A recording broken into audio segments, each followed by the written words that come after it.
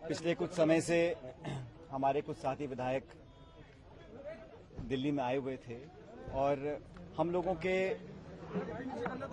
सरकार के और संगठन के कई सारे ऐसे मुद्दे थे जिसको हम रेखांकित करना चाहते थे।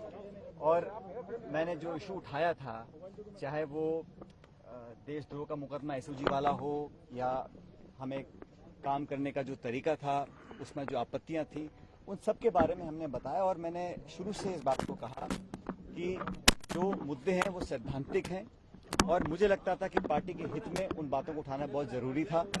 अपनी बात हम लोगों ने रखी। इस पूरे प्रकरण के दौरान बहुत सी बातें कही गई, चलाई गई और बहुत कुछ मुझे भी सुनने को मिला। व्यक्तिगत रूप से कुछ ऐसी बातें बोली गई जो मैं समझता हूं, मुझे भी आश्चर्य उन बातों पर हुआ, लेकिन मुझे लगा कि संयम और विनम्रता हमेशा बनाए रखनी चाहिए। राजनीति में व्यक्तिगत दुर्भावना की कोई जगह नहीं है। हम लोगों ने, सभी लोगों ने मिलकर 5 साल तक मेहनत कर राजस्थान में कांग्रेस की सरकार बनाई थी और उस सरकार में हम सब भागीदार हैं। लेकिन जब मुझे लगा कि इन बातों में जहां पर मुझे आपत्तियां थीं या जहां पर मुझे लगा कि अपनी बात रखना बहुत जरूरी है, तो कांग्रेस के समक्ष मैंने उस बात को रखा। मुझे खुशी है कि कांग्रेस अध्यक्ष ने, पूर्व अध्यक्ष राहुल गांधी जी ने, प्रियंका जी ने, हम सब ने विस्तार से आज चर्चा करी और हमारे जो साथी विधायक हैं उन सब की बातों को, उन सब के कंसर्न्स को हमने प्लेटफॉर्म पर रखा है। और मुझे आश्वासित भी किया गया है, मैं धन्यवाद देता हूं इस बात का, कि ये 3 सदस्य कमेटी बनकर बहुत जल्द उन तमाम मुद्दों का निराकरण करेंगे जो मुद्दे हम लोगों ने उठाए हैं। मैं फिर कहना चाहता हूं, सैद्धांतिक मुद्दे थे, गवर्नेंस के इश्यूज से जो मैं चाहता था एड्रेस हों, ताकि पार्टी और सरकार उन वादों पर खरा उतर सके जिन वादों को कर हम सत्ता में आए थे। और पार्टी पद देती है, पार्टी पद ले भी सकती है। मुझे पद की बहुत लालसा नहीं है, लेकिन मैं चाहता था जो मान सम्मान स्वाभिमान की बात हम लोगों ने करी थी वो बनी रहे। राजनीति में आज 18-20 साल से मैंने जो योगदान दिया है व्यक्तिगत रूप से पार्टी के प्रति, पार्टी भी बात को जानती है।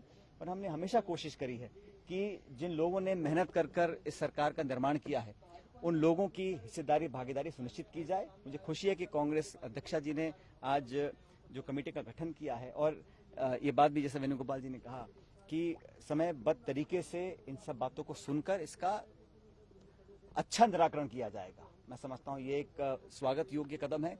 इसके लिए मैं कांग्रेस अध्यक्ष का धन्यवाद देना चाहता हूं। जो आपके साथियों ने आपके बारे में बातें कही, जो व्यक्तिगत हमले किए और जो ये कहा कि बीजेपी के हाथों खेल रहे हैं आप।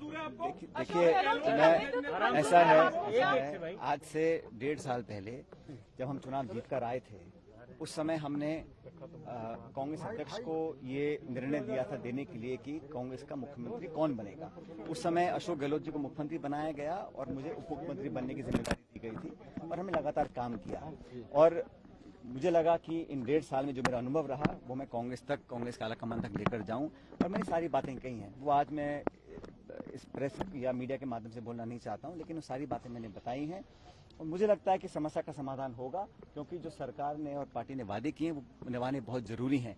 और मैंने कभी भी सुन लीजिए, हमने कभी भी इस प्रकार की भावना या भाषा या आचरण का उपयोग नहीं किया जो हमारे योग्य नहीं है। और मैं आज भी इस बात पर कायम हूं कि हम लोगों ने हमेशा एक दूसरे का सम्मान भी किया है, लेकिन पार्टी और सरकार के जो हित में था उसको हमने रखा है। और जितना भी लोग कुछ भी कहें, ये बात सच है कि हम लोग कांग्रेस पार्टी के न सिर्फ सिंबल पर जीत कर आए, लेकिन कांग्रेस पार्टी का काम कर हम सत्ता में आए थे।